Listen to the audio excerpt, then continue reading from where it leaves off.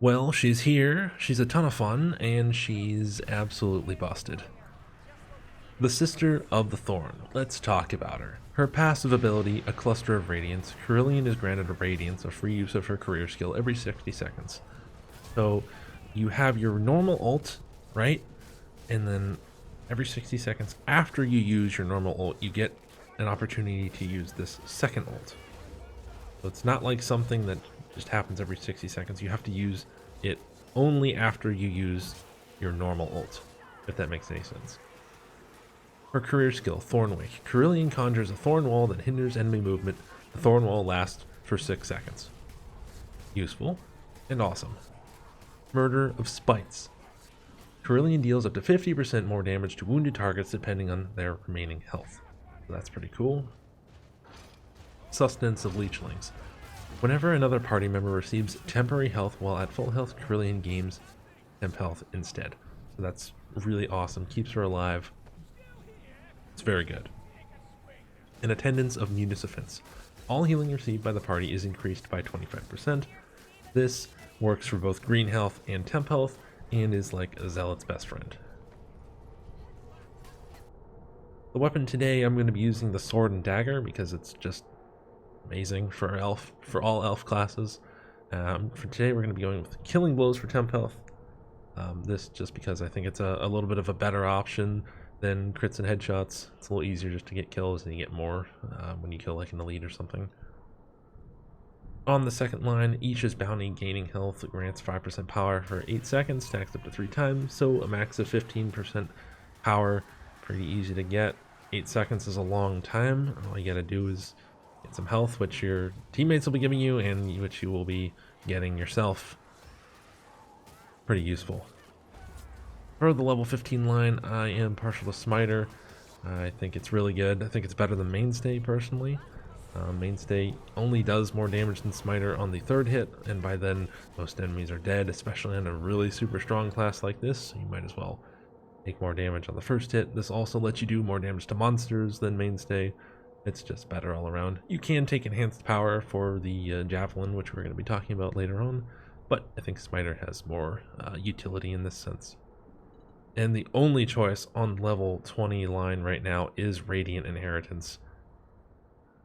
This thing is absolutely ridiculous.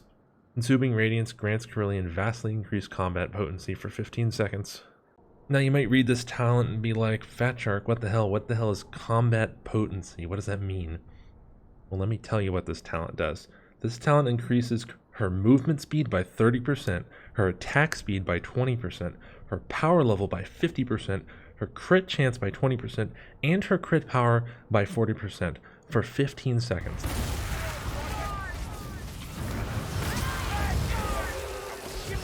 Oh my god, look how much I can do!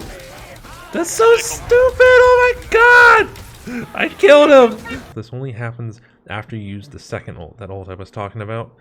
So, think about this. You have your normal ult, right? Does a lot of damage, and then you have this second ult. You do it up, and then you have this crazy, like, extra power, extra damage, extra attack speed, extra movement speed, extra crit power. All these crazy stat boosts for like 15 seconds, which is a ton of freaking time, by the way. It's insane. There's only one choice here. This is when I expect to get nerfed because it is just super strong right now. And there's no point in even taking these other ones. It's not even close. This is the only choice. For level 25, Morai Heg's Doomsight, gain 3 critical strikes each time the career skill is used. I mean, that's kind of a no-brainer now with Radiant Inheritance because you get the boost in crit power and damage and everything. It's really going to let you mess up a monster, mess up a patrol, elites, anything. And then down here, at first impression, I thought Black Venom Thicket would be really good. And it still sounds good and it might be pretty good, but I haven't used it yet because I've been using Blood Razor Thicket. Increases the Thorn Wall's eruption damage and makes it apply a bleed, but lowers the size and the duration. So it's really quick, it's a smaller area, but it does a ton of damage. As you kind of just saw earlier, we'll do it again.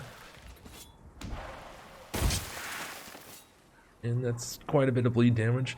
And the one thing it doesn't really mention about this talent, the stagger force of this is amazing. I mean, look at all this bleed damage it's doing. That's a lot. That adds up. That's really nice for monsters, really nice for patrols, armor. If you want to deal with armor, this is really like probably the best ult you could use for it. For the gear, as I mentioned, sword and dagger. I like chaos, block, gust, reduction, and swift slaying. I like to have 60 BCR, which is why I go for it here and on my necklace. And chaos, you know, enemies have more health, so why not? And then swift slaying, you get guaranteed crits, so it's kind of a no-brainer there. The Briar Javelin is our ranged weapon today. I go for power versus chaos, power versus monsters, and with Hunter. So Hunter will only proc on the throwing of a javelin, so use my career skill, throw the javelin, there's Hunter, but then you can melee it afterwards, and you'll do extra damage against those armor type targets. Hunter. On the necklace, health, block, cost reduction, and bark skin. I am shocked that this class has 125 base health, so take extra health, you'll have 150. You'll have like almost as much health as an Ironbreaker, but do way more damage. It's pretty cool. BCR combined with that on your weapon gives you a max of 60, lets you tank overheads. It's pretty useful. Bark skin, because you don't really need Boon of Shelia. I mean, you can do that if you want, but you definitely don't need it. Bark skin lets you take 40% damage reduction if you take 2 hits or more within 2 seconds. So it's pretty useful for like when you get clobbered. And then the charm, again, chaos attack speed. I've got proxy right now. May change that in the future to decanter or something. I could see that working pretty good. But I'm a fan of proxy at the moment. Attack speed, I like it for the sword and dagger. Makes it feel really nice. Although I might not need that. You could go for like chaos and armored if you want. You could go for Skaven and armored. Not super, you know, it's not really that big a deal. And then for the trinket, curse, crit chance, and shrapnel for legend and under. Upwards of this, I'd say go for cooldown reduction, crit chance, and shrapnel, you know, because that ult is beastly. That's it for me, guys. If you like this build, consider liking this video, subbing to my channel, leaving a comment, and maybe joining my Discord, because the link is in the description down below. We have a lot of people in there that like to play. That's it for me. Take care, guys. Yeah, I think my job. Oh, he went through the goddamn wall. That's cool. He's under the map. He's what? He just fell through the map! Never mind. Oh my god, she can solo a monster! Yeah, easy, just fucking use your walls to push him into the fucking void. That was so dumb.